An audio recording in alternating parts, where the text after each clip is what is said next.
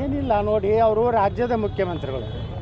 ಯಾವಾಗಲೂ ಒಂದಂತರೂ ನಾವು ತಿಳ್ಕೋಬೇಕು, ಸಿದ್ದರಾಮಯ್ಯನವರು ಕರ್ನಾಟಕದ ಮುಖ್ಯಮಂತ್ರಿ, ಕಾಂಗ್ರೆಸ್ ಮುಖ್ಯಮಂತ್ರಿ ಅಲ್ಲ. ನಮ್ಮ ಪ್ರಧಾನಮಂತ್ರಿಗಳು BJP ಪ್ರಧಾನಮಂತ್ರಿಗಳಲ್ಲ, ಅವರು ನಮ್ಮ ದೇಶದ ಪ್ರಧಾನಮಂತ್ರಿಗಳು. ಯಾವುದೇ ಪಕ್ಷದವರಿರಲಿ, ಇವತ್ತು ನಾವು ಪ್ರಧಾನಮಂತ್ರಿಗಳಿಗೆ ಎಷ್ಟು ಗೌರವ ಕೊಡಬೇಕು, ಕಾಂಗ್ರೆಸ್ನವರು ಅಟ್ಟೆ ಕೊಡಬೇಕು, ಕಮ್ಯುನಿಸ್ಟರು ಅಟ್ಟೆ ಕೊಡಬೇಕು. ಎಲ್ಲ ಪಕ್ಷದವ್ರ ಜವಾಬ್ದಾರಿ ಇದೆ. ನಮ್ಮ ದೇಶದ ಪ್ರಧಾನಮಂತ್ರಿಗಳಿಗೆ ಗೌರವ ಕೊಡುವಂಥದ್ದನ್ನು ಅವ್ರು ಕಲಿಬೇಕು. ನಾ ಹೆಂಗೆ ಸಿದ್ದರಾಮಯ್ಯನವ್ರಿಗೆ ಗೌರವ ಕೊಡುವಂಥದ್ದು ಮಾಡಿದ್ದೀನಿ, ಕಾಂಗ್ರೆಸ್ನವ್ರ ಕಡೆಯಿಂದ ನಾನು ಅದೇ ಅಪೇಕ್ಷೆ ಮಾಡ್ತೀನಿ. ನಮ್ಮ ಪ್ರಧಾನಮಂತ್ರಿಗಳಿಗೆ, ಭಾರತದ ಪ್ರಧಾನಮಂತ್ರಿಗೆ ಗೌರವ ಕೊಡುವಂಥ ಒಂದು ದೊಡ್ಡ ಗುಣ ಅವ್ರು ಬೆಳೆಸೋಲ್ಲ ಅಂತೇಳಿ ಅವ್ರಿಗೆ ಸಲಹೆ ಕೊಡ್ತೀನಿ. ಇದು ಭಾಳ ಜನಕ್ಕೆ ಉರಿದೇ ನೋಡ್ರಿ. ಹೆಂಗಿದೆ ಅಂದರೆ, ಇವತ್ತು ಸಿದ್ದರಾಮಯ್ಯನವರು ಬಂದಾಗ ಜನರ ಪ್ರೀತಿ ವಿಶ್ವಾಸ ನೋಡಿದ್ರು. ಅವರು ಮೊದಲೇನು ಕೆಲವೊಂದು ಮಂದಿ ಹೋಗಿ ಸುಳ್ಳು ಹೇಳಿರ್ತಾರೆ, ಯತ್ನಾಳದೇನೂ ಇಲ್ಲ, ಜೀರೋ ಅದಾನೆ, ಹಂಗದಾನೆ, ಹಿಂಗದ ಅಂತ ಹೇಳಿರ್ತಾರೆ. ಇಲ್ಲೆಲ್ಲ ಜನರ ಪ್ರತಿಕ್ರಿಯೆ ನೋಡಿದಾಗ ಅವ್ರಿಗೂ ಅನ್ನಿಸ್ತದೆ ಈ ಒಬ್ಬ ಜನಪ್ರಿಯ ಅದಾನಪ್ಪ. ಮತ್ತು ನಾನು ಆ ಕಾಂಗ್ರೆಸ್ ಏನು ಅವತ್ತಿನ ಸರ್ಕಾರಿ ಕಾರ್ಯಕ್ರಮದಾಗ ನಾನೇ ಯಾರನ್ನೂ ಕರ್ಕೊಂಡು ಹೋಗಿರಲಿಲ್ಲ. ಎಲ್ಲ ಕಾಂಗ್ರೆಸ್ಸಿನ MLAಗಳು ಮಂತ್ರಿಗಳು ಕರ್ಕೊಂಡು ಬಂದು ಜನ ಇದ್ದರು. ಅವರೇ ಜನ ಕೇಕೆ ಹಾಕಿದ್ರೆ, ಕೂಗು ಹೊಡೆದ್ರೆ ನಾನು ಅದಕ್ಕೆ ಬಾಧ್ಯಸ್ಥಲ್ಲ. ಆದರೆ ಜನರ ಪ್ರೀತಿ ವಿಶ್ವಾಸ ಇದೆ. ಆ ಪಾರ್ಟಿ ಒಳಗೆ ಸಿದ್ದರಾಮಯ್ಯನವ್ರ ಬಗ್ಗೆ ಪ್ರೀತಿ ಇರ್ಬೋದು, ನನಗೆ ಯತ್ನಾಳನ ಮ್ಯಾಗೆ ಅವ್ರ ಪ್ರೀತಿ ಇರ್ಬೋದು. ಅದಕ್ಕೆ ಸಿದ್ದರಾಮಯ್ಯನವ್ರು ಹೇಳಿದ್ರಲ್ಲ, ಅವ್ರ ಫ್ಯಾನು ನಮ್ಮ ಫ್ಯಾನು ಒಂದೇ ಅದಾರ್ತಾಳೆ.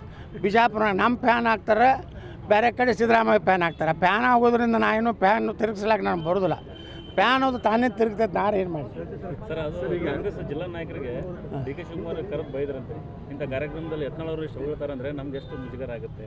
ಮತ್ತು ಯತ್ನಾಳು ನೋಡಿ, ಯತ್ನಾಳು ಯಾರು ಹೊಗಳ್ಯಾರ? ಮುಖ್ಯಮಂತ್ರಿಗಳು ಅವರೇನು ಹೊಗಳಿಲ್ಲ, ಅವ್ರು ಯಾವುದು ಹೊಗಳಿಕೆ ಮಾತು ಹೇಳಿಲ್ಲ. ಹೊಗಳಿದವ್ರು ಯಾರು ಅದಾರ? ಜನ ವೇದಿಕೆ ಮೇಲಿದ್ದವ್ರು ಯಾರೂ ಹೊಗಳಿಲ್ಲ. ಏನು MB ಪಾಟೀಲ್ ಹೊಗಳ್ಯಾರ? ದ ಗ್ರೇಟ್ ಶಿವಾನಂದ ಪಾಟೀಲ್ ಹೊಗಳ್ಯಾರ? ಇಲ್ಲ, ಯಾರೂ ಹೊಗಳಿಲ್ಲ. ಜನ ಹೊಗಳ್ಯಾರ. ಜನ ನಮ್ಮ ಹಿಂದಿದಾರ್ತೇಳಿ ಸಂಕೇತ ಕೊಟ್ಟಾರ. ಅದು ಬರೀ ಕಾಂಗ್ರೆಸ್ಸಿಗೆ ಅಟ್ಟಲ್ಲ, BJPಗೂ ಸಂಕೇತ ಕೊಟ್ಟಾರ. ಹುಷಾರ್, ಯತ್ನಾಳಿಗೆ ಏನಾರು ಮಾಡಿದ್ರೆ ನಿಮ್ಮ ಮಣ್ಣು ಆಗಿರ್ತೀವಿ ಅಂತ ಅವ್ರಿಗೂ ಕೊಟ್ಟಾರ.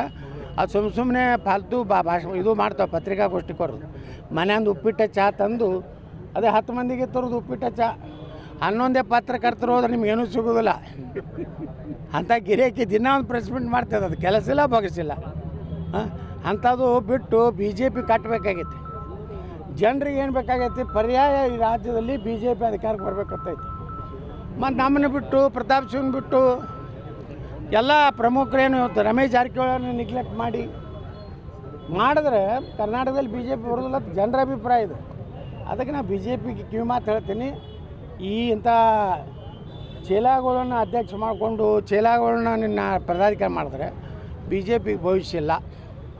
ಅದಕ್ಕೆ ಅದು ಬದಲಾವಣೆ ಮಾಡಬೇಕಂತ ಜನ ಕರ್ನಾಟಕ ಸರ್ಕಾರದ ಕಾರ್ಯಕ್ರಮದಲ್ಲಿ ಜೈಕಾರ ಹಾಕ್ಯಾರ ಅಷ್ಟೇ. ಅಲ್ಲ, ಇಷ್ಟವರು BJP ಹೈಕಮಾಂಡ್ ಚೇಂಜೇ ಮಾಡ್ತಿಲ್ಲಲ್ಲ ಸರ್?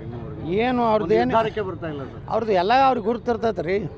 ಯಾವಾಗ ಸೂಕ್ತ ನಿರ್ಣಯ ತೊಗೋಬೇಕು ಸಮರ್ಥರದವ್ರು. ಇಡೀ ದೇಶ ಆಳ್ತಾರೆ ಅವರು. ನರೇಂದ್ರ ಮೋದಿಯವರು, ಅಮಿತ್ ಶಾ ಅವರು ಇಡೀ ದೇಶ ಆಳ್ತಾರೆ.